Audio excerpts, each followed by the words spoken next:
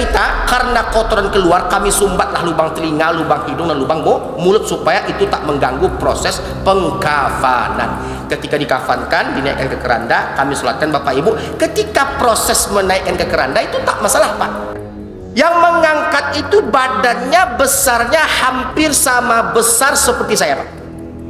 Lebih kurang sekitar 5 sampai dengan 6 orang.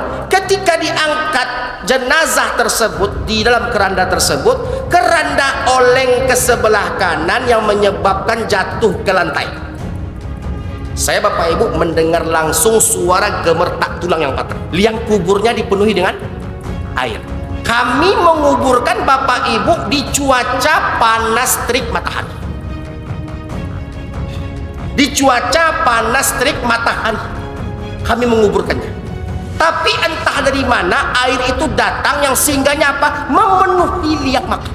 Ditimbahlah air itu Bapak Ibu. Air semakin ditimbah semakin banyak. Semakin ditimbah semakin banyak. Saya dan kami benamkan jenazah itu, Pak. Kami benamkan jenazah tubuh. Tak mungkin pula kami menyelam, Pak. Untuk masukkannya ke lahat, kami benamkan pakai kaki kami. Pak, kesalahan yang dilakukan oleh Bapak, oleh ayah, kok sampai sebegitu sulitnya Allah memberikan kesulitan untuk. Setahu kami ada 3 yang dikerjakan oleh ayah kami semasa hidupnya. 1, Ustadz, ayah kami dari semenjak remajanya sampai dengan wafatnya itu menggeluti, menggemari ilmu hitam. Itu yang pertama, Ustaz. Jadi banyak benda-benda pusaka, keris-keris dan lain sebagainya, jimat-jimat yang disimpannya. Dan dia tak mengaku, Pak. Ketika kami talkinkan, Pak, dia nggak mengaku, Bu. Assalamualaikum warahmatullahi ta'ala wabarakatuh.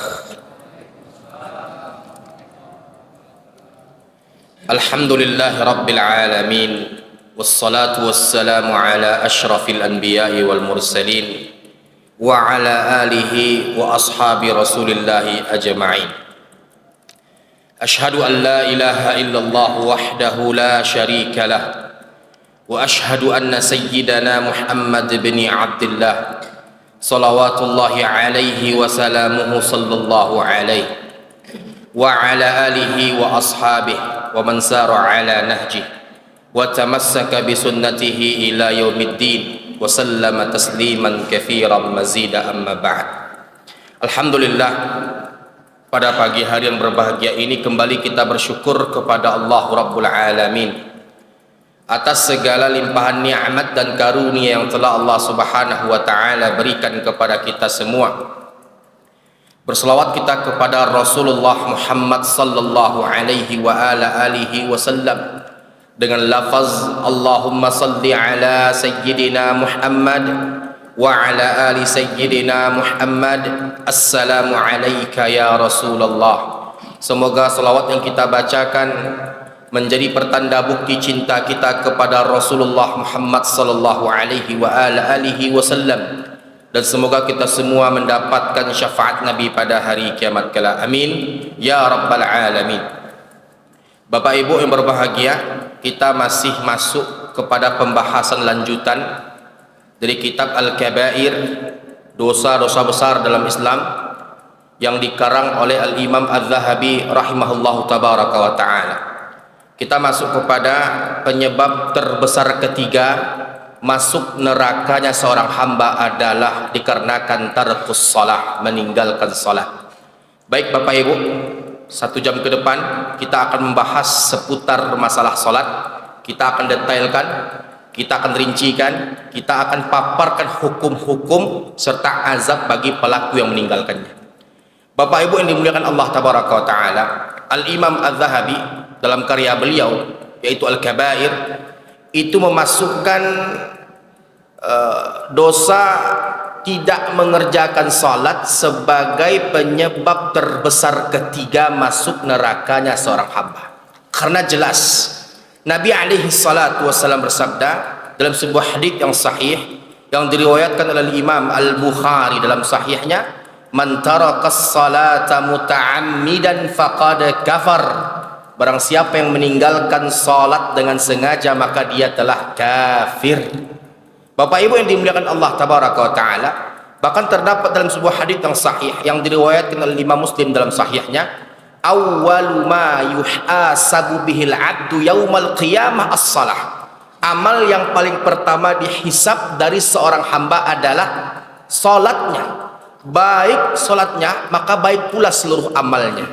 Buruk salatnya, maka buruk pula seluruh amalnya. Maka oleh karena itu Bapak Ibu, salat adalah tolak ukur baik atau buruknya seorang hamba. Kalau kita merujuk kepada hukum-hukum yang ada, sepakat para ulama, sepakat para fuqaha bahwasanya hukum meninggalkannya itu mendekati kekafiran. Kenapa? Dalam sebuah hadis yang lain Nabi alaihi salatu wasallam bersabda, hadis yang sahih yang diriwayatkan oleh Imam Muslim dalam sahihnya, bahwasanya mengerjakan salat sama seperti menegakkan agama, meninggalkannya sama seperti meruntuhkan agama. Maka oleh karena itu Bapak Ibu, jagalah salat, jagalah salat. Kita ambil faedah daripada hadis yang terdapat dalam kitab Al-Arba'in An-Nawawiyah, yang mana ketika itu Abdullah ibn Abbas, semoga Allah Ta'ala meridhai mereka berdua, bahwasanya beliau menuturkan bahwasanya aku ketika itu kuntu khalfan Nabi sallallahu alaihi wasallam yauman faqalali. Ketika itu aku dibonceng oleh Rasulullah sallallahu alaihi wasallam pada suatu hari. Dan Nabi alaihi salatu wasallam berpesan kepadaku beberapa kalimat. Ya ghulam, inni u'allimuka kalimat, ihfazillah yahfazka. Aku akan ajarkan kepada engkau beberapa kalimat. Di antara kalimat yang diajarkan Nabi alaihi salatu wasallam adalah, wahai anak kecil, jagalah Allah, maka Allah akan menjagamu. Nah, Bapak Ibu yang dimuliakan Allah, apakah Allah butuh penjagaan hambanya? Tidak. Allah itu maha besar. Maksud menjaga Allah di sini adalah jagalah salat, maka Allah akan menjagamu. Ketika kita menjaga salat, maka Allah akan menjaga kita sampai dengan kita tutup usia Bapak Ibu. Ketika kita menjaga Allah di waktu muda, Allah akan jaga kita ketika tua. Ketika kita menjaga Allah ketika lapang, Allah akan jaga kita ketika sempit. Ketika kita menjaga Allah di saat kita itu mudah, maka Allah akan menjaga kita ketika kita sulit. Maksud menjaga Allah adalah menjaga salat, menjaga perintahnya, meninggalkan larangannya. Maka oleh karena itu terdapat dalam banyak hadis-hadis yang sahih, azab akan Allah berikan kepada pelaku-pelaku yang meninggalkan salat sedari mereka berada pada sakaratul maut. Terdapat dalam sebuah hadis yang sahih yang diriwayatkan oleh Imam Muslim dalam sahihnya, bahwasanya Bapak Ibu, ya, sakitnya sakaratul maut itu sama seperti sakitnya seseorang yang dimasukkan ke dalam mulutnya satu batang besi yang dibalut dengan kawat baja yang tajam. Satu batang besi Bapak Ibu itu dibalut dengan kawat baja yang tajam. Nah, kawat baja tersebut, ya, yang dibalut dengan besi tadi itu Bapak Ibu, dimasukkan dengan paksa ke mulut seseorang sampai merobek pipa kerongkongan. Setelah robek pipa kerongkongan, dipaksa lagi masuk ke dalamnya, itu sampai mentok ke lambung, dicabut satu kali hentakan. Kira-kira Bapak Ibu nyangkut-nyangkut nggak daging-daging yang ada pada kawat baja tersebut? Begitulah sakitnya sakaratul maut orang-orang yang meninggalkan salat. Bapak Ibu yang dimuliakan Allah Tabaraka wa Ta'ala, itu baru ketika sakaratul maut Bapak Ibu. Ketika dimandikan orang-orang yang meninggalkan salat, ya, orang-orang yang meninggalkan salat, tak mengerjakan salat, mereka Bapak Ibu yang dimuliakan Allah Tabaraka wa Ta'ala, air yang digunakan media untuk memandikan jenazah orang yang meninggalkan salat tersebut, itu panasnya, sakitnya sama seperti seseorang yang disiram dengan air panas mendidih, yang menyebabkan apa? Lepuhan-lepuhan itu membakar kulit-kulit yang ada. Begitulah sakit kalau diumpamakan bagi mereka yang meninggalkan sholat ketika mereka dimandikan. Itu baru dimandikan Pak. Baru dimandikan, Bu, belum dimasukkan ke kubur. Ketika dimasukkan ke kubur, orang yang meninggalkan salat ya masuk ke kubur, kubur itu menyempit, Pak. Kubur menyempit, rusuk kanan menyilang ke kiri, rusuk kiri menyilang ke kanan. Nah, perhatikan Bapak Ibu, agar supaya kita jangan sampai lagi meninggalkan salat. Rusuk kanan menyilang ke kiri, rusuk kiri menyilang ke kanan. Dan ketika orang yang meninggalkan sholat tadi itu Bapak Ibu dimasukkan ke kubur, di kubur itu Bapak Ibu malaikat datang menghantamkan tubuh hinanya tersebut yang menyebabkan satu pukulan membenamkan orang yang meninggalkan salat itu sedalam 60 hasta ke dalamnya. Itu baru dikubur, Pak, baru dikubur. Dan setelah itu Bapak Ibu terdapat dalam sebuah riwayat yang masih diperselisihkan oleh para ulama kesahihan haditsnya. Tapi saya ambil faedah Bapak Ibu pada pagi hari ini tujuannya untuk supaya kita menjadi orang yang mawas diri untuk tak lagi meninggalkan sholat. Bapak Ibu yang dimuliakan Allah Tabaraka Ta'ala, dikisahkan bahwasanya ada seekor ular yang spesifik diperuntukkan Allah menyiksa orang-orang yang meninggalkan sholat. Nama ular itu adalah Syuja'ul Aqra. Ular itu datang Bapak Ibu kepada orang-orang yang khusus tak mengerjakan sholat, meninggalkan sholat. Ketika dia datang Bapak Ibu, ciri-ciri fisik ular itu, matanya terbuat dari api yang berkobar-kobar yang tak pernah padam, suaranya seperti petir yang menggelegar, kukunya sepanjang 1 hari perjalanan. Ular itu Bapak Ibu ketika membentak seperti petir yang menggelegar di malam hari, yang menyebabkan siapapun mendengarnya pasti akan terkejut karenanya. Ular itu Bapak Ibu datang kepada orang yang meninggalkan salat, lalu maaf, ular itu terbuat dari besi yang sangat tajam, memasukkan ujung ekornya, maaf, ke dubur orang yang meninggalkan salat, lalu mengaduk-aduk isi perut orang yang meninggalkan salat dari subuh ke zuhur, zuhur ke asar, asar ke maghrib, maghrib ke isya, isya ke subuh, subuh ke zuhur, zuhur ke asar, asar ke maghrib, maghrib ke isya. Isya ke subuh, subuh ke zuhur, zuhur ke asar, asar ke maghrib, maghrib ke isya. Sebagaimana kebiasaan dia ketika hidup meninggalkan salat 5 waktu. Itu baru dikubur, Pak. Nah, ketika dimasukkan ke dalam neraka Bapak Ibu yang dimuliakan Allah Tabaraka wa Ta'ala, terdapat dalam sebuah hadits yang sahih yang diriwayatkan oleh Imam Al-Bukhari dalam sahihnya, Nabi alaihi salatu wasallam bersabda, "Uritun nar," ditampakkan kepadaku neraka, kata Nabi. Dan aku melihat ada seseorang itu yang dibaringkan di atas pembaringan. Yang orang itu di atas kepalanya ada seseorang yang bersiap-siap memegang sebuah batu yang besar. Dan orang itu menjatuhkan batu itu di atas kepala orang yang terbaring, yang menyebabkan kepala orang yang terbaring itu pecah, menggelinding ke sana dan ke sini. Lalu aku bertanya kepada Jibril alaihissalam, kenapa dia disiksa demikian? Maka Jibril menjawab, dia disiksa demikian dikarenakan meninggalkan salat 5 waktu. Bapak Ibu yang dimuliakan Allah, sebelum saya lanjut kepada pembahasan yang lebih dalam lagi, siapa di antara kita yang semenjak remajanya sampai hari ini tak pernah meninggalkan sholat? Ada nggak? Ada nggak? Siapa di antara kita yang hadir pada pagi hari ini semenjak balighnya sampai dengan detik hari ini, hari Jumat tanggal 28 Juni 2024, yang tak pernah meninggalkan salat? Ada nggak, Pak? Kalau ada angkat tangan. Kami akan minta doa ke Bapak. Ada nggak? Kalau ada angkat tangan. Kami akan minta doa ke Ibu. Ini orang langka, Pak. Kok nggak ada yang angkat tangan, Pak? Kok nggak ada yang angkat tangan, Bu? Artinya kita semua pernah meninggalkan salat. Sudahkah kita qadha, Pak? Sudahkah kita ganti, Bu? Ustaz, saya nggak tahu Ustaz jumlahnya berapa Ustaz.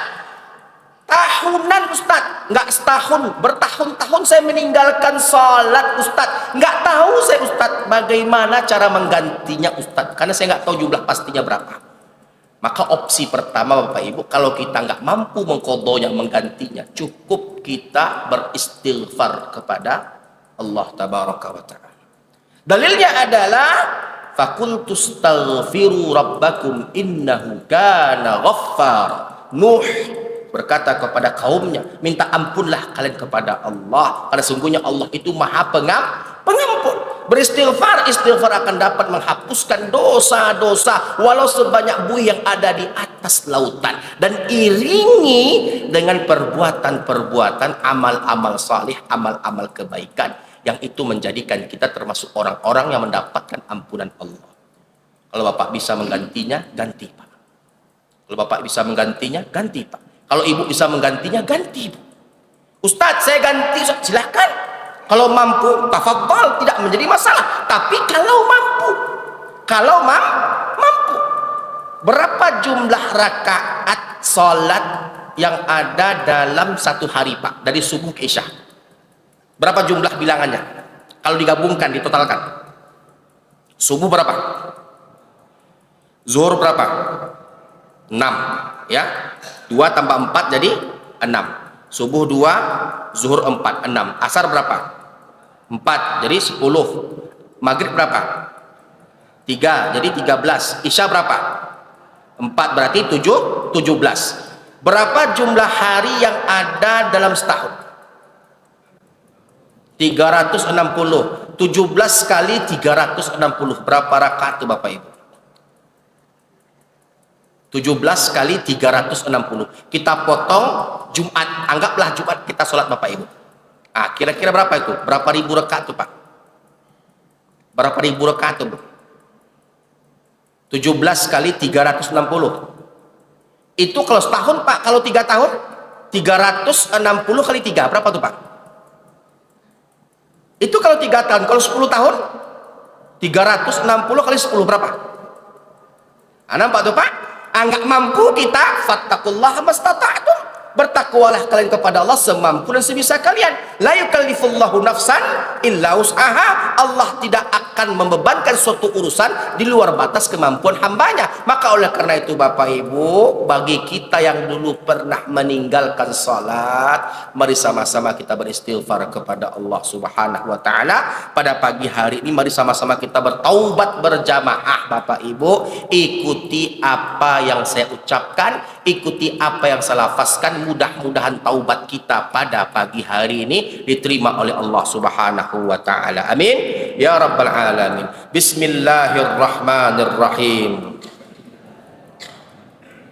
Saya ingin semua kita membacanya Bapak Ibu. Mudah-mudahan kita semua termasuk orang-orang yang cinta taubat, karena sungguhnya Allah suka kepada hamba-hambanya yang bertaubat. Innallaha yuhibbut tawwabin.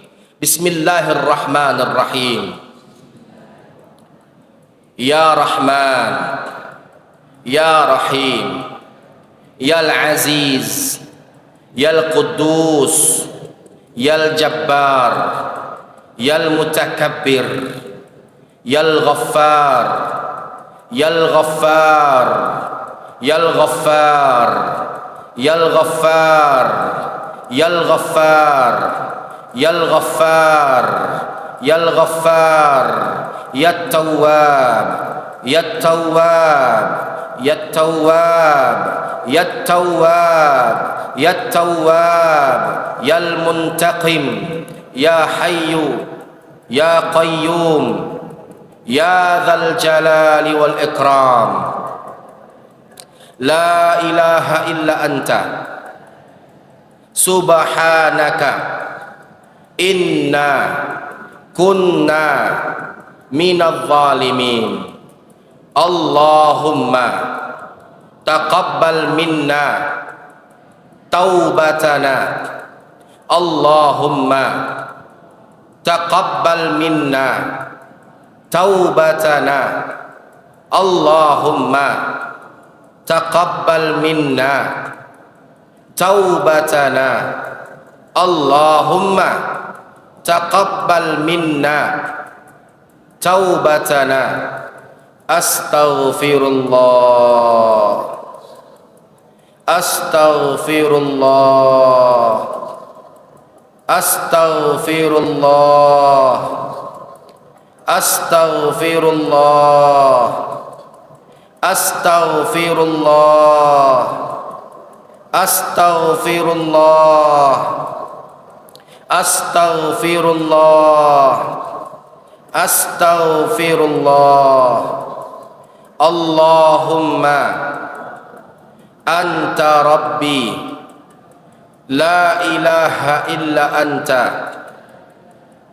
khalaqtani wa ana abduka wa ana ala ahdika wa wa'dika ala mastata'tu a'udzu bika min syarri ma sana'tu abu'u laka bi ni'matika alayya wa abu'u bi dhanbi faghfirli fa innahu la yaghfiru dhunuba illa anta.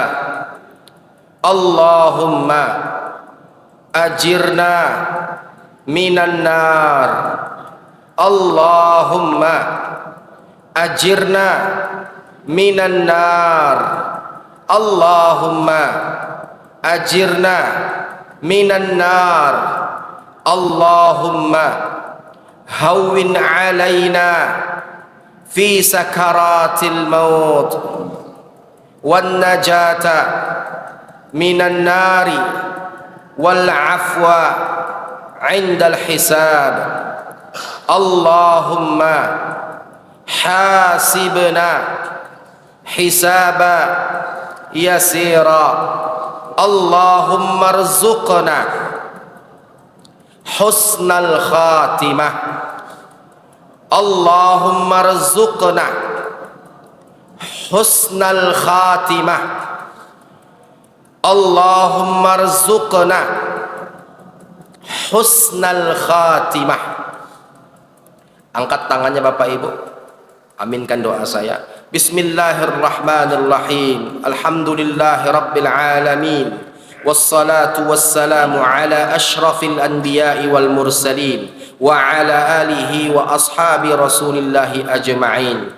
Duhai Allah, duhai Allah, duhai Allah, kami jamaah kaum muslimin wal muslimat, al-hadirin wal hadirat yang hadir pada pagi hari ini ya Allah, jamaah masjid amal jariyah ya Allah, ya Allah ya Tawwab, ya Allah ya Tawwab, ya Allah ya Tawwab, ya Allah ya Al-Ghaffar, yang maha pengampun, yang jiwa-jiwa hamba-hambanya berada dalam genggamannya. Ya Allah, ampunkanlah kami ya Allah, maafkanlah kami ya Allah, hapuskanlah kesalahan kami ya Allah, terimalah taubat kami ya Allah, janganlah kau murka kepada kami ya Allah, janganlah kau murka kepada kami ya Allah. Kami takut kepada azab-Mu ya Allah, kami takut kepada Engkau ya Allah.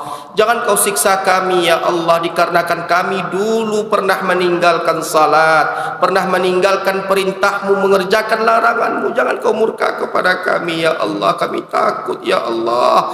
Maafkanlah kedurhakaan kami ya Allah yang telah kami lakukan kepada Engkau ya Rabb. Hanya kepada Engkaulah kami menyembah, hanya kepada Engkaulah kami meminta dan memohon pertolongan. Ya Hayyu ya Qayyum, ya Hayyu ya Qayyum, ya Hayyu ya Qayyum, birahmatika nastaghith. Ya Allah, duhai Allah, duhai Allah, bukalah pintu langit-Mu pada pagi hari ini ya Allah. Kabulkanlah doa-doa kami ya Allah, penuhilah hajat dan permintaan kami ya Allah, lapangkan rezeki kami ya Allah, lancarkan usaha kami ya Allah, sehatkan badan kami ya Allah, mudahkan urusan kami ya Allah, dan berikanlah kepada kami kematian yang husnul khatimah ya Rahman. Allahumma rzuqna husnal khatimah, Allahumma rzuqna husnal khatimah ya Tawwab, ya Tawwab, ya Tawwab, ya Al-Ghaffar, ya Al-Ghaffar, ya Al-Ghaffar, ya Al-Alim, ya Dzal Jalali wal Ikram. La ilaha illa anta subhanaka inna kunna minadh zalimin. Allahumma hasibna hisaban yasira, Allahumma hasibna hisaban yasira, Allahumma hasibna hisaban yasira, Allahumma hawwin alaina fi sakaratil maut wan najata minan nari wal afwa 'indal hisab. Rabbana atina fid dunya hasanah wa fil akhirati hasanah wa qina adzaban nar walhamdulillahi rabbil alamin. Semoga Allah menerima taubat kita, memaafkan kesalahan kita, mengampunkan dosa-dosa kita, dan memasukkan kita ke dalam surganya berkat rahmatnya dan pertolongannya. Amin ya rabbal alamin. Bapak Ibu yang dimuliakan Allah tabaraka wa taala, tadi di awal mukaddimah kami menyampaikan sebuah hadis yang sahih yang diriwayatkan oleh Imam Al-Bukhari dan Muslim dalam sahihnya, bahwasanya mengerjakan salat sama seperti menegakkan agama, meninggalkannya sama seperti meruntuhkan agama. Bahkan kalau kita buka Bapak Ibu hadis yang kedua dari kitab Al-Arba'in An-Nawawiyah, yang ketika itu Jibril alaihissalam menyamar sebagai manusia yang datang kepada Nabi alaihi salatu wassalam dengan penampilan yang hitam rambutnya, yang putih jubahnya, dan tidak terlihat bekas daripada tanda-tanda dari perjalanan jauh. Datang kepada Nabi, semua sahabat Nabi tak mengenalnya Bapak Ibu. Ya, syadidu bayadith thiyabi, syadidu sawadis sya'r, la yura alaihi atharus safar wa la ya'rifuhu minna ahad. Ya, orang ini Jibril alaihissalam menyamar menjadi manusia ketika itu Bapak Ibu, dengan penampilan yang rapi dan perlente, hitam rambutnya, putih jubahnya, dan tidak ada bekas dari tanda-tanda perjalanan jauh. Datang kepada Nabi, langsung duduk, disandarkannya lututnya ke lutut Nabi, lalu dia bertanya kepada Nabi alaihi salatu wassalam, ya Muhammad, akhbirni anil Islam. Wahai Muhammad, ajarkan kepadaku, kabarkan kepadaku apa itu Islam. Maka Nabi alaihi salatu wassalam bersabda, al-islamu an tashhada an la ilaha illallah wa anna muhammadar rasulullah wa tuqimas salah wa tu'tiyaz zakah wa tasuma ramadan wa tahujjal baita in istata'a ilaihi sabila. Hadis yang bercerita tentang rukun Islam. Ada berapa rukun Islam, Pak? Ada berapa rukun Islam, Bu? 5 rukun Islam. Yang pertama apa? Syahadat. Yang kedua, salat. Yang ketiga, zakat. Yang keempat, puasa. Yang kelima, haji. Baik, Bapak Ibu. Kita di sini ingin mentutorialkan maksud daripada mengerjakan salat sama seperti menegakkan agama. Meninggalkannya sama seperti meruntuhkan agama. Bapak Ibu, kita ambil contoh dari rukun Islam yang kelima. Kita nggak ambil contoh dari rukun Islam yang pertama. Kenapa begitu? Karena kalau seseorang itu telah batal syahadatnya, maka yang lainnya akan mengikut. Artinya apa? Ketika dia batal syahadatnya, dia keluar daripada Islam, maka tak ada lagi arti salat, zakat, puasa, dan haji. Maka kita ambil contoh dari rukun Islam yang kelima. Apa rukun Islam yang kelima Bapak Ibu? Haji ke Baitullah. Baik. Tadi berapa rukun Islam, Pak? 5. Rukun Islam ada 5. Ini botol air, Pak. Kita anggap botol air ini adalah agama Islam. Ini 5 pilar Islam. Ini agama Islam. Sampai di sini paham Bapak Ibu? Oke. Ketika yang 5 ini menggenggam agama Islam, kokoh nggak, Pak? Kokoh nggak, Bu? Coba lihat, kokoh atau tidak? Ketika 5 pilar Islam hidup dalam kehidupan seorang hamba, dia amalkan, implementasikan hakikat daripada syahadat la ilaha illallah Muhammadur Rasulullah. Dia kerjakan salat, dia bayar zakat, dia berpuasa di bulan Ramadan, dan dia berhaji ke Baitullah. Hidup 5 pilar Islam, dia kerjakan, dia laksanakan, dia implementasikan dalam kehidupannya. 5 pilar ini Bapak Ibu menggenggam agama Islam, kokoh atau tidak? Saking kokohnya Bapak Ibu, kita minta tolong kepada satu orang yang bisa maju ke depan. Coba kameramen bisa maju ke depan sebentar. Akhi di sebelah sini ya. Masya Allah, barakallahu fiqh. Coba berdiri, madhab sana. Izin ya. Nah, Ini 5 pilar Islam, ini agama Islam. Ketika hidup 5 rukun Islam ini dalam kehidupan seorang hamba Bapak Ibu, digenggamnya agamanya, saking kokohnya Bapak Ibu, tidak akan pernah bisa agama itu dirampas oleh seseorang, diambil oleh seseorang. Coba tarik, coba sekuat tenaga, akhi. Coba lagi. Bisa diambil agama dari saya, Pak? Bisa diambil agama dari saya, Bu? Sekuat tenaga, akhi. Nampak tuh, Pak? Siapapun itu tidak akan pernah bisa mengambil agama orang yang hidup 5 pilar Islam dalam kehidupannya. Afwan, sebentar ya. Kita kurangi 1, Bapak Ibu. Sekarang kita tanya, rukun Islam yang kelima apa? Haji ke Baitullah. Pertanyaannya, kalau orang miskin, orang fakir, orang sakit, wajib nggak bagi mereka haji, Pak? Wajib nggak bagi mereka haji, Bu? Dia miskin, nggak punya uang, lemah finansialnya, lemah keuangannya, dia sakit, dia punya uang tapi nggak sehat tubuhnya, wajib nggak bagi mereka haji, Bapak Ibu? Di situ Nabi mengatakan inistata'a ilaihi sabila, bagi mereka yang dapat menempuh perjalanannya. Nah sekarang Bapak Ibu, orang miskin, orang fakir, orang sakit, nggak wajib haji bagi mereka. Yang 5 kita kurangi 1, berapa jumlahnya? Masih terpegang ke agama nih Bapak Ibu. Ini 4 jari, 4 pilar, kita kurangi 1. Masih terpegang ke agama ini? Masih? Tapi tak sekokoh yang 5. Masih terpegang, Pak, tapi tak sekokoh yang 5, Bu. Coba tarik, akhi. Dah mulai goyang. Tapi masih kokoh, Pak, masih kuat. Tak sekuat, tak sekokoh yang 5. Oke, masuk kita kepada rukun Islam yang keempat. Apa rukun Islam yang keempat? Berpuasa di siang hari di bulan Ramadan. Orang safar wajib puasa enggak, Pak? Orang safar wajib puasa enggak? Safar dia, yang safar itu memberatkan dia ketika dia berpuasa. Wajib enggak bagi mereka untuk berpuasa? Boleh enggak bagi mereka untuk berbuka, Pak? Orang sakit wajib enggak bagi mereka berpuasa? Perempuan yang hamil, perempuan yang menyusui, wajib enggak bagi mereka berpuasa ketika mereka tak mampu berpuasa? Artinya apa? Ada keringanan, kemudahan bagi mereka yang tak mampu berpuasa. Faman kana minkum maridun aw ala safarin fa'iddatum min ayyamin ukhra. Nah, maka karena itu Bapak Ibu, orang safar enggak wajib berpuasa, orang sakit enggak wajib berpuasa, orang yang haid enggak wajib berpuasa. Intinya Bapak Ibu yang dimuliakan Allah tabaraka wa taala, ketika puasa itu tak berlaku bagi orang sakit, tak berlaku bagi orang yang safar, maka kita kurangi 1. Berapa jumlahnya sisanya? Masih terpegang ke agama ini dengan 3 jari, Pak?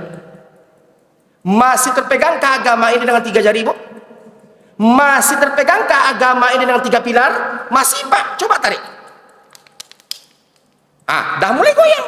Tak sekokoh yang 4, tak sekokoh yang 5. Masuk kita kepada rukun Islam yang ketiga. Apa rukun Islam yang ketiga? Wa tu'tiyaz zakah. Menunaikan zakat. Sekarang Bapak Ibu, wajib nggak zakat bagi orang yang fakir? Wajib nggak zakat bagi orang miskin? Wajib nggak zakat bagi orang yang banyak hutang? Wajib nggak zakat bagi orang-orang yang sempit? Enggak. Zakat punya ketentuan, zakat punya kriteria, zakat punya batasan, zakat punya masa, zakat punya tempo, Pak. Zakat punya hitung-hitungan, Bapak Ibu.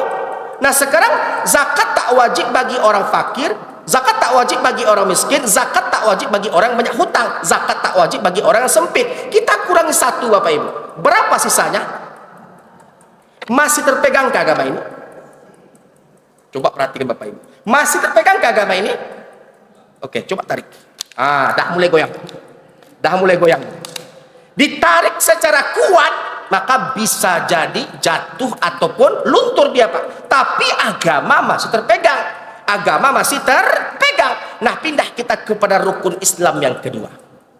Apa rukun Islam yang kedua, Bapak Ibu? Antashhada an la ilaha illallah wa anna muhammadar rasulullah wa tuqimas shalah. Mendirikan salat. Bapak Ibu, coba carikan kepada saya, untuk saya pada pagi hari ini, 1 dalil bolehnya seorang itu meninggalkan salat selain daripada haid dan nifas. Coba Pak. Kalau haid itu fitrah Pak, fitrahnya perempuan haid. Kalau nifas itu Bapak Ibu fitrahnya perempuan yang habis melahirkan. Coba carikan untuk saya satu dalil bolehnya seorang itu meninggalkan sholat. Tadi Pak, puasa nggak wajib bagi orang sakit. Tadi Pak, haji nggak wajib bagi orang yang sakit. Tadi Bu, haji nggak wajib bagi orang yang miskin. Tadi Pak, haji nggak wajib bagi orang yang fakir. Tadi Bu, puasa nggak wajib bagi orang yang safar. Kan begitu Bapak Ibu. Nah sekarang Bapak Ibu, sholat. Coba carikan kepada saya, untuk saya, satu alasan bolehnya kita meninggalkan sholat. Coba carikan Bapak Ibu, ada nggak? Wajib nggak sholat untuk orang yang sakit? Wajib nggak sholat untuk orang yang sakit? Wajib nggak sholat untuk orang yang safar? Wajib nggak sholat untuk orang yang bahkan di atas pesawat sekalipun, di kapal selam sekalipun, nggak mampu tegak duduk, nggak mampu duduk berbaring, nggak mampu berbaring dengan isya? Tidak ada cerita, tidak ada alasan, tidak ada celah bagi kita untuk meninggalkan sholat. Bahkan ketika perang pun Bapak Ibu, perang berkecamuk, maka perintah menegakkan sholat tetap wajib untuk kita tunaikan, tetap wajib untuk kita selesaikan. Nah ketika kita meninggalkan sholat, Bapak Ibu yang dimuliakan Allah Tabaraka wa Ta'ala, tadi sisanya berapa tadi Pak? Tadi sisanya berapa tadi Bu? Ketika seorang itu meninggalkan sholat, ya nggak perlu akhir tarik, nggak perlu, cukup tampung saja, nggak perlu ditarik, kita kurangi satu pilar lagi, karena dia meninggalkan sholat. Agama jatuh dengan sendirinya. Nah begitulah perumpamaan. Kenapa saya pada pagi hari ini Bapak Ibu membuat tutorial seperti ini. Kadang-kadang Pak, kalau kita di kampus, kita memberikan contoh ataupun perumpamaan ataupun analogis sesuai dengan daya tangkap intelektualitas. Nah untuk masyarakat yang sifatnya beragam, maka tentunya kita mengambil contoh yang paling mudah untuk kita pahami, bahwasanya mengerjakan salat sama seperti mengokohkan agama, meninggalkannya sama seperti meruntuhkan agama. Begitulah konsep dan perumpamaan yang kita buat pada pagi hari ini, supaya kita semua Bapak Ibu agar mawas diri dan menjaga diri, agar supaya jangan sampai kita meninggalkan salat. Tafadhal bil julus. Barakallahu fiik. Paham Bapak Ibu? Paham? Dapat dimengerti? Oke, terakhir Bapak Ibu, sebelum kita masuk kepada sesi tanya jawab, boleh saya bercerita? Nah, ini untuk motivasi kita Bapak Ibu ya, untuk supaya kita berhati-hati lagi Pak. Alhamdulillah Bapak Ibu, bismillah, bukan bermaksud untuk berbangga-bangga diri.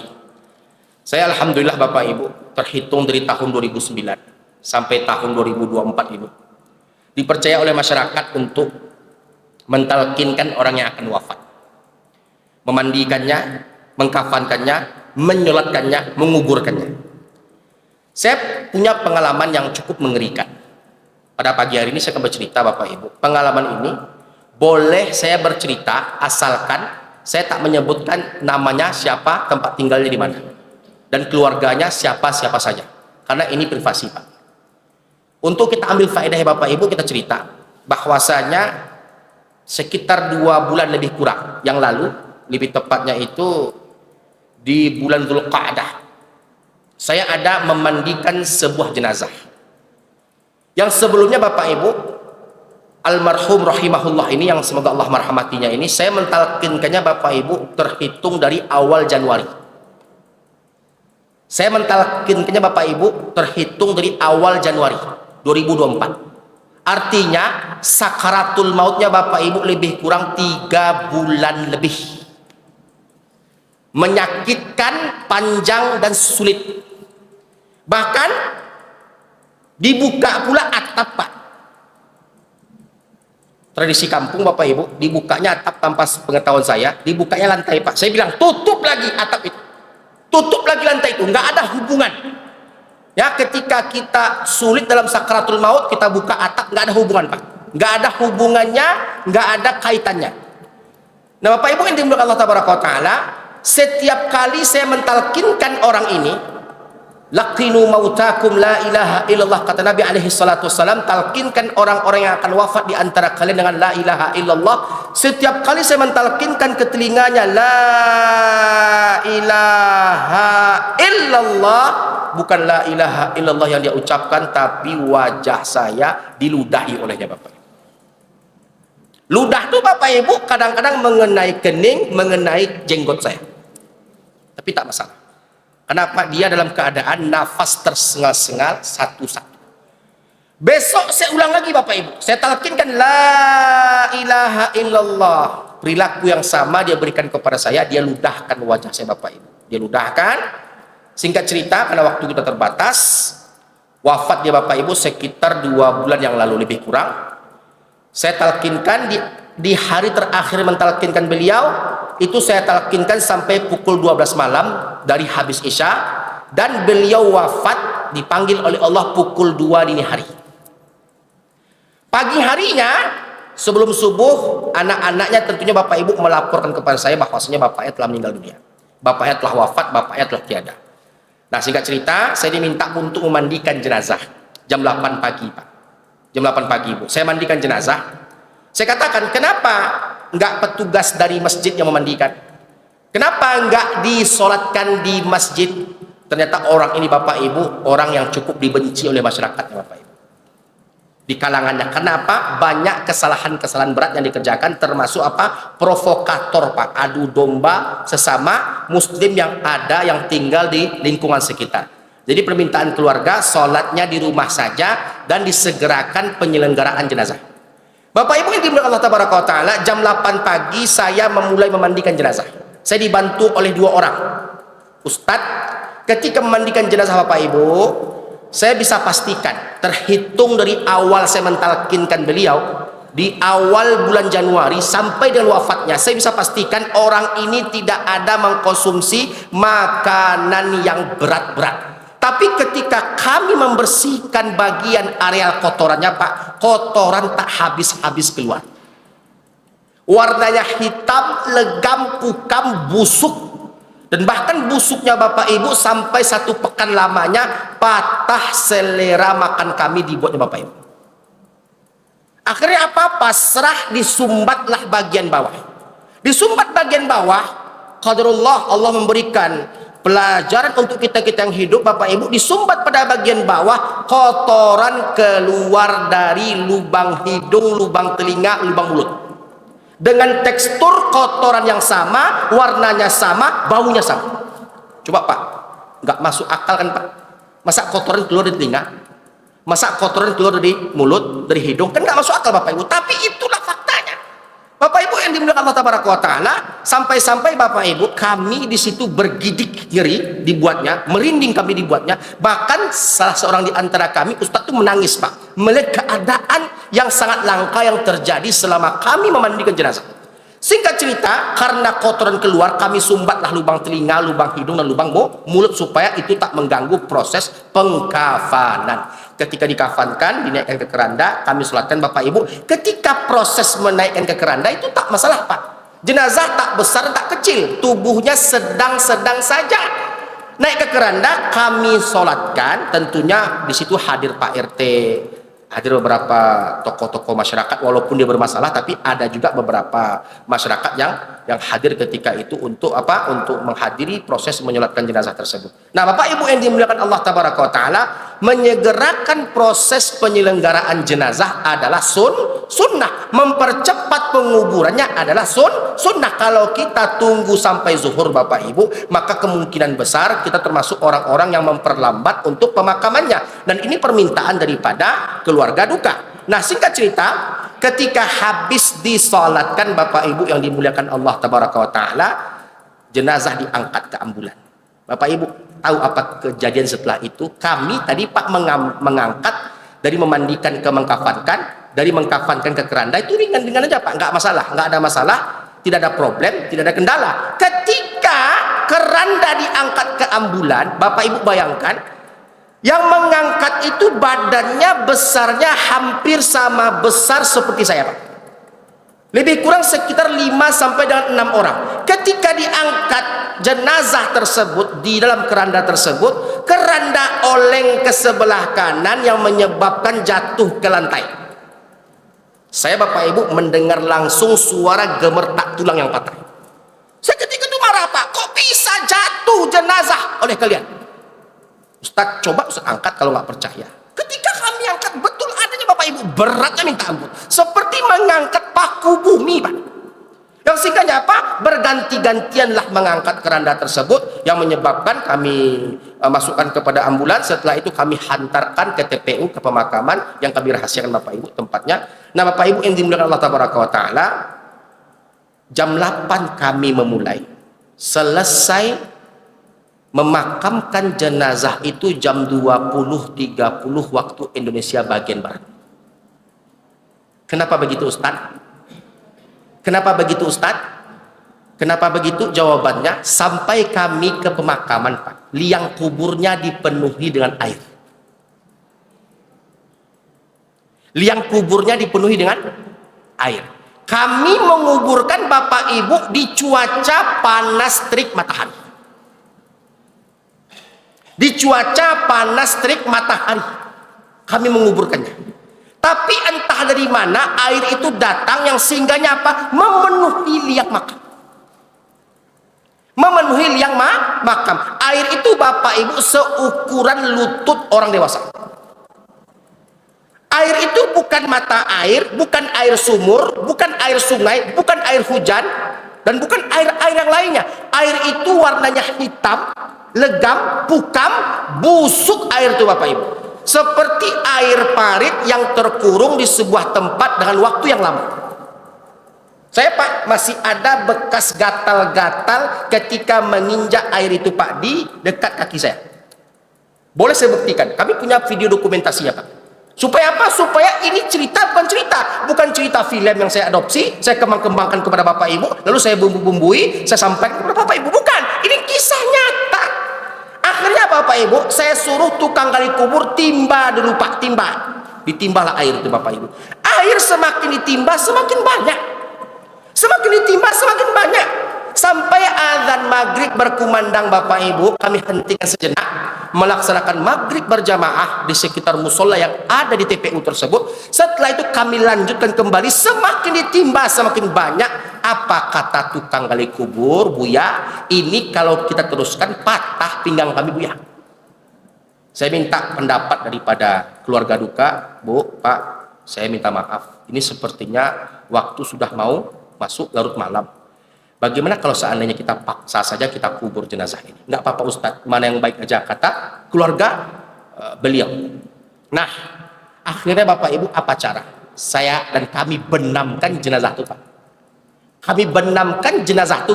Tak mungkin pula kami menyelam Pak.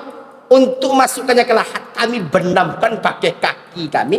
Dan jenazah kami berikan pemberat supaya dia jatuh dan tepat dan terkubur ke dalam tanah. Nah Bapak Ibu, kami benamkan secara paksa dan kami berikan pemberat pada kafan beliau supaya beliau bisa masuk ke lahat dengan tepat dan benar. Nah Bapak Ibu, setelah itu kami kuburkan, setelah itu kami makamkan. Setelah selesai, saya nggak langsung pulang. Kenapa itu Bapak Ibu? Saya penasaran. Ini sepertinya ada kode, ada tanda, dan ada faedah, ada hikmah, ada pengajaran untuk kita yang masih hidup. Saya panggillah anak-anak beliau. Anak-anak beliau menangis. Nah, di sini sebentar. Ustaz mau tanya. Ya Ustaz. Apa kesalahan yang dilakukan oleh bapak, oleh ayahmu? Kok sampai sebegitu sulitnya Allah memberikan kesulitan untuknya? Jadi semenjak Ustaz mentalkinkan dia sampai dengan menguburkannya, banyak problem yang Ustaz dapatkan. Seperti tadi memandikan, saya ceritakan Bapak Ibu, sampai dengan jatuhnya dari keranda, sampai dengan ketika masuk ke lahat itu Bapak Ibu dipenuhi dengan air. Maka anak-anak beliau kompak menjawab, Ustaz, setahu kami ada 3 yang dikerjakan oleh ayah kami semasa hidupnya. 1 Ustaz, ayah kami dari semenjak remajanya sampai dengan wafatnya itu menggeluti, menggemari ilmu hitam. Itu yang pertama Ustaz. Jadi banyak benda-benda pusaka, keris-keris dan lain sebagainya, jimat-jimat yang disimpannya. Dan dia tak mengaku Pak. Ketika kami talkinkan Pak, dia nggak mengaku Bu. Dia nggak mau bilang. Nah itu yang pertama. Yang kedua, ayah kami semenjak remajanya Ustadz menikah dengan ibu kami sampai dengan wafatnya, kami belum pernah melihat dia mengerjakan sholat 5 waktu. Jangankan Jumat Bapak Ibu, mengerjakan sholat 5 waktu nggak pernah dikerjakan oleh ayah kami Ustaz. Itu yang kedua. Yang ketiga Ustaz, kami perhatikan Ustaz, ayah kami sampai dengan wafatnya itu tak bertegur sapa dengan adik kandungnya sendiri. Coba bayangkan Bapak Ibu, 3 dosa besar dilakukan dalam satu jalan yang sehingganya apa? Allah memberikan kematian yang su'ul khatimah, mati yang buruk, mati yang hina, mati yang dimurkai oleh Allah tabaraka wa ta'ala. Kita melihat tanda-tandanya sesuai dengan apa yang disampaikan oleh Nabi Muhammad sallallahu alaihi wasallam, bahwasanya orang yang berbuat syirik kepada Allah matinya akan mati su'ul khatimah, dan bahkan Allah subhanahu wa ta'ala mengancam, innallaha la yaghfiru ayyushraka bihi wa yaghfiru ma duna dzalika liman yasha. Inna syirka la dzulmun adzim.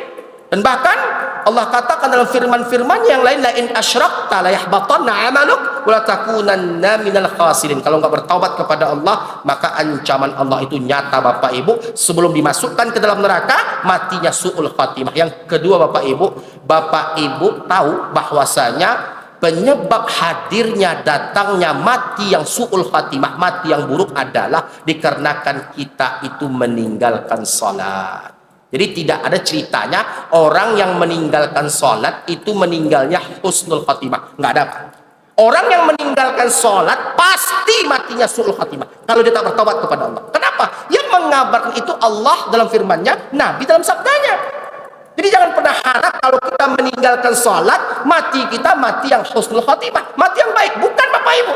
Ketika kita meninggalkan sholat, mati kita pasti dalam keadaan su'ul khatimah. Karena itu potensi yang akan kita dapatkan ketika kita meninggalkan sholat. Yang ketiga, di antara penyebab hadirnya mati yang su'ul khatimah adalah memutuskan tali silaturahmi.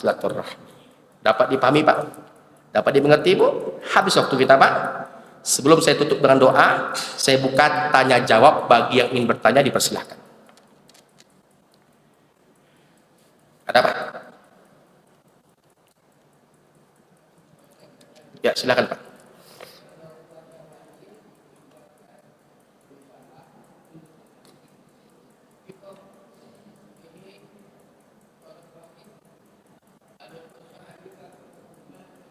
Ya baik. Itu terjadi khilaf di antara kalangan para ulama, para fuqaha. Kalau kita ambil dari kitab Al-Fiqhu ala Madhahibil Arba'ah atau kitab Al-Fiqhul Islami wa Dillatu karangan Profesor Dr. Wahbah Zuhaili, bahwasanya salat adalah rutinitas sehari-hari kita. Sementara puasa Ramadan rutinitas sekali dalam setahun. Jumlahnya paling banyak 30 hari. Kita meninggalkannya tentu kita setidaknya bisa hafal dan tahu. Contohnya kita meninggalkannya 3 hari, 4 hari. Sementara sholat Pak, kalau kita ingat, kalau kita mampu, kalau kita bisa penuhi, dan kalau kita tahu berapa jumlah yang kita tinggalkan, maka qadha dia. Ganti dia Pak. Di waktu-waktu kita senggang, di waktu-waktu yang kita punya.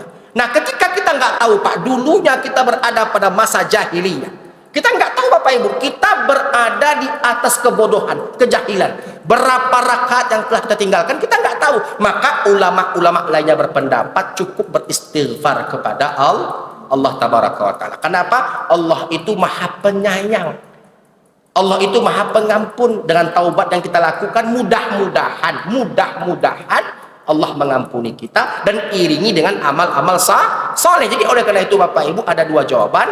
Bagi kita yang mampu qadha, bagi yang tidak maka itu tak menjadi masalah. Dan kita memperbanyak istighfar, berjanji kepada Allah untuk tak meninggalkannya di kemudian hari. Dapat dipahami Pak?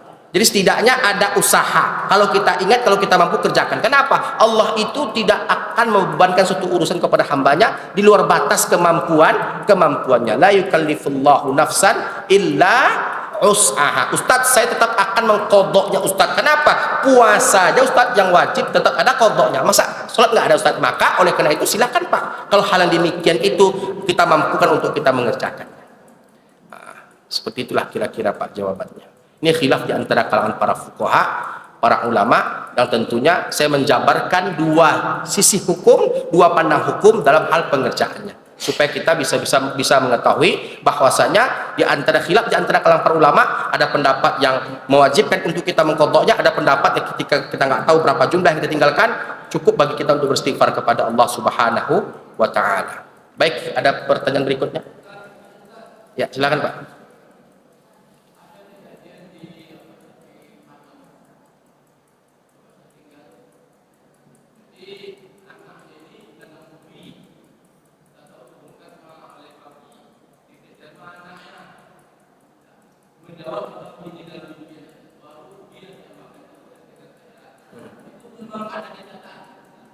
Mimpi Pak. Wallahu alam, saya nggak tahu Pak pastinya seperti apa. Bisa jadi itu ya mungkin bisa jadi entah jin yang menjelma atau bagaimana. Intinya kan secara logika kita hewan tak mungkin berbicara, kan begitu Pak. Nah kalau tiba kita mendapatkan sesuatu keadaan, ya sesuatu kondisi yang mana hewan berbicara kepada kita, entah hewan atau tidak Pak. Karena jin itu diberikan kelebihan oleh Allah untuk menjelma. Dia bisa menjelma jadi ular, bisa menjelma jadi manusia, bisa menjelma jadi orang-orang telah meninggal, bisa menjelma menjadi seperti kalajengking, seperti lipan, seperti hal-hal yang lainnya, seperti burung gagak, seperti anjing hitam, seperti yang lainnya. Jadi oleh karena itu, kalau logika kita berkata tak mungkin hewan berbicara. Nah, jadi yang berbicara itu siapa Pak? Maka ada tanda kutip di situ. Bisa jadi ada seekor jin yang menyamar, yang sehingganya hal yang demikian adalah bersifatkan pemberitahuan. Saya katakan seperti ini Pak, karena saya ambil daripada kitab Luqtul Marjan fi Ahkamil Jan yang dikarang oleh Imam As-Suyuti rahimahullah. Ketika Nabi duduk di tengah-tengah para sahabatnya, dalam rangka memberikan tausiah dan nasihat kepada para sahabatnya. Tiba-tiba Pak, datang seekor ular hitam sampai di sebelah kanan Nabi. Ular itu tegak Pak, persis di telinga kanan Nabi, seperti seakan-akan ular itu berbisik kepada Nabi. Nah, Nabi mendengarkan, dan di penghujung kisah itu Bapak Ibu dikisahkan Nabi mengucapkan na'am. Nah, setelah Nabi mengucapkan na'am, ular itu pergi. Dan setelah itu Nabi bertanya kepada para sahabatnya, tahukah kalian apa yang disebutkan oleh ular tadi? Maka sahabat Nabi menjawab, Allah wa rasuluhu a'lam. Allah dan Rasul yang paling mengetahui perkara tersebut. Maka Nabi mengatakan, sungguhnya ular itu adalah saudara kalian dari bangsa jin. Menitipkan pesan kepadaku, janganlah kalian beristinja dengan tulang belulang. Karena sungguhnya tulang belulang adalah makanan favorit kami, kata ular tersebut yang adalah jelmaan jin. Jadi oleh karena itu Bapak Ibu, kalau kita kaji hal demikian, maka kita perlu kondisi atau waktu khusus untuk mengkajinya, supaya kita betul-betul memahami bahwasanya ada kadang-kadang hal-hal yang dapat diterima oleh akal, ada kadang-kadang hal-hal yang tak dapat diterima oleh akal. Ya Bapak Ibu ya, jadi oleh karenanya secara logika tak mungkin hewan bisa berbicara dengan manusia, tak mungkin. Tapi kok bisa, kok ada kejadiannya, bisa jadi itu bukan hewan. Baik, paham Pak? Karena waktu kita telah habis, kita cukupkan sampai di sini. Hadza wa sallallahu ala nabiyyina Muhammad wa ala alihi wa sahbihi ajma'in. Allahumma taqabbal minna taubatana, Allahumma taqabbal minna taubatana, Allahumma taqabbal minna du'aana, Allahumma taqabbal minna du'aana, Allahumma taqabbal minna qurbanana, Allahumma taqabbal minna qurbanana, Allahumma taqabbal minna qurbanana, Allahumma taqabbal minna salatana, Allahumma taqabbal minna siyamana, Allahumma taqabbal minna qiyamana, ya arhamar rahimin, ya mujibas sa'ilin, ya akramal akramin, la ilaha illa anta subhanaka inna kunna minadh zalimin. Allahumma ajirna minan nar, Allahumma ajirna minan nar, Allahumma ajirna minan nar, Allahumma hawwin alaina fi sakaratil maut wan najata minan nari wal afwa 'indal hisab. Allahumma arzuqna husnal khatimah, Rabbana atina fid dunya hasanah wa fil akhirati hasanah wa qina adzaban nar. Alhamdulillah Rabbil Alamin. Bapak Ibu, saya minta maaf saya tak bisa membersamai makan pagi kita pada pagi hari ini karena ada satu dan lain hal yang saya ingin kerjakan. Mudah-mudahan kita semua dapat bertemu kembali pada kesempatan kesempatan berikutnya, insya Allah pada bulan berikutnya kita akan masuk kepada penyebab terbesar keempat masuk nerakanya seorang hamba adalah karena menzolimi manusia. Insya Allah akan kita kaji pada bulan berikutnya. Mudah-mudahan kita diberikan kesehatan oleh Allah Ta'ala, perlindungan, penjagaan dimanapun kita berada. Subhanakallahumma bihamdihi, subhanakallahumma bihamdika, asyhadu an la ilaha illa anta, astaghfiruka wa atubu ilaih. Assalamualaikum warahmatullahi ta'ala wabarakatuh.